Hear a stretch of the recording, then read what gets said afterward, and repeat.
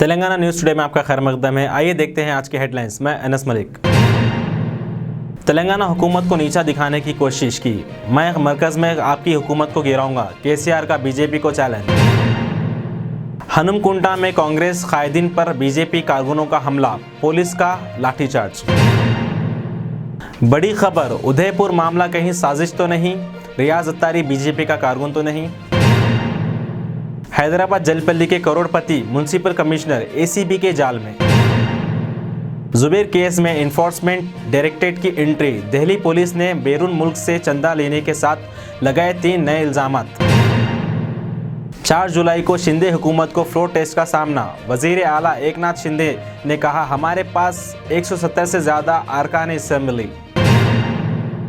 अदालत की सरपरस्ती के बाद सामने आया नुपुर शर्मा का बयान। योगी आदित्यनाथ इतवार को हैदराबाद के भाग्य लक्ष्मी मंदिर के दर्शन करेंगे।